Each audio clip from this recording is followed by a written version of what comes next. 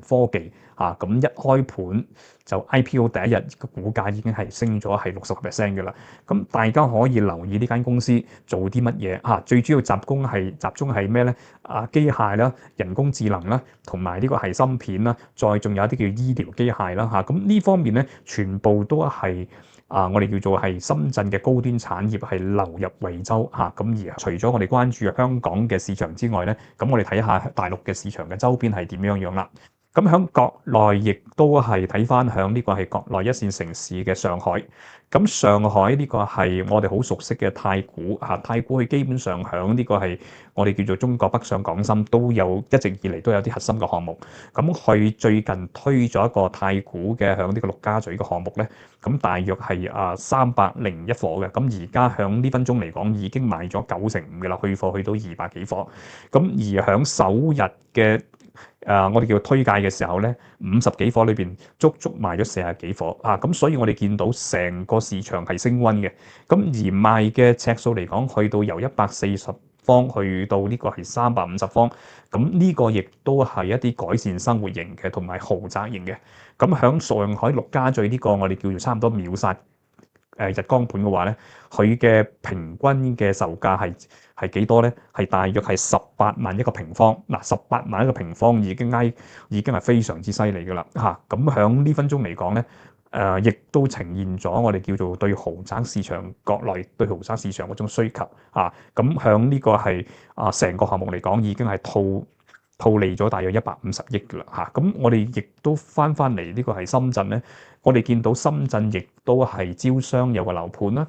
咁亦都係首日裏邊亦都係90%幾係沽清嘅咁而家呢個項目咧，亦都向呢個係深圳嘅前海賣到係14萬幾個平方咁亦都係非常之熱銷因為我哋見到啦，響呢個係推盤點解咁多人會買一手咧？因為佢響個地區裏邊係非常之稀缺咁亦響二手市場可能賣緊係20萬一方，而家賣緊係14萬一方，咁所以一開盤咧，大部分嘅人咧都會搶購嘅。咁響呢個咁嘅一手平過二手之下咧，咁形成咗一個叫做係去貨係非常之快嘅。我哋響惠州嘅朋友或者係廣東省大灣區各地嘅城市咧嘅朋友咧，咁我哋見到響呢個係深圳嘅樓市一線地段嚟講，其實係亦都係穩固咗，亦都係消化晒嘅時候咧，其實我哋見到好多嘅朋友已經開始響林森地帶裏邊，所以響呢個係惠州林森地帶，包括係仲海區、惠城區同埋呢個大亞灣區咧，基本上嘅去化量響頭3個月裏邊咧，已經係有我哋叫做係雙位數嘅增長咁亦好多嘅貨尾我哋接觸嘅項目咧，基本上已經係沽清嘅啦。咁再下來嘅話咧，就等下一期嘅項目再發展咁好似我哋響仲海嘅星河項目咧咁亦都去到賣到貨尾，其實嚟講亦都去到賣完樓之後就會係賣仲有群樓下邊嘅鋪位啦。咁再翻轉頭咧，就等下一期嘅項目再開售噶啦咁成個市場變化得好快嘅。咁我哋喺香港冇接觸國內嘅物業咧，其實好多時唔清楚，其實人哋賣晒沽清咗，其實係無聲之下咧，其實已經係消化晒嘅。咁好彩我哋之前有好多朋友跟咗我哋上去國內，就係接咗係我哋叫做軌道上面嘅仲海嘅項目啦咁亦都係開始係準備收樓去到8月份就準備收樓。咁與此同時，我亦都係一直係同大家去分享國內嘅情況啦。咁國內而家嗰個我哋見到啦，一手樓有優惠嘅地段好嘅，同埋係有呢個係裝修有配套，另外送埋軟包嘅項目咧，就係率先喺市場上係消化晒。咁跟住落嚟咧，其實我哋見到好多嘅我哋叫周邊項目咧，都回復翻一啲我哋叫做市場上昔日嘅價位咁亦都係鞏固落嚟。隨住呢個係我哋叫產業嘅增長啦、流入啦，咁最近亦都有一間惠州嘅科創嘅上市公司嚟香港咁大家都可能會係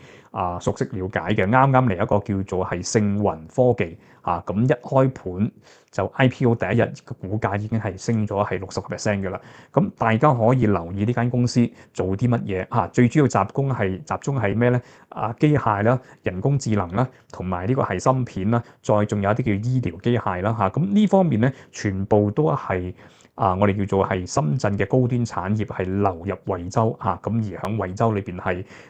我哋叫做係將佢嘅產業係重大嘅。咁最近亦都見到好多嘅東莞嘅企業啦，同埋深圳嘅企業咧，都大搬遷，都搬入咗呢個係惠州，因為大家都可以睇到咧，其實係15規劃嘅5年計劃咧，其實而家已經行第1年裏邊行咗係3個月㗎啦，其實好快就行完到第4個月，所以我哋見到好多嘅企業就把握咗呢個係15規劃嘅2026年嘅第1年咧，率先響頭半年做出嘅成績咁去爭呢個係我哋叫市場嘅份額。咁響呢分鐘嚟講，我哋見到係無論係呢個係產能啦、產業啦，去到呢個係房地產市場受益呢啲咁嘅產能產業，咁帶動咗成個房地產市場嗰種係復甦咧，我哋係有待去係大家去觀察。但係我哋見到而家嘅庫存量同埋而家嘅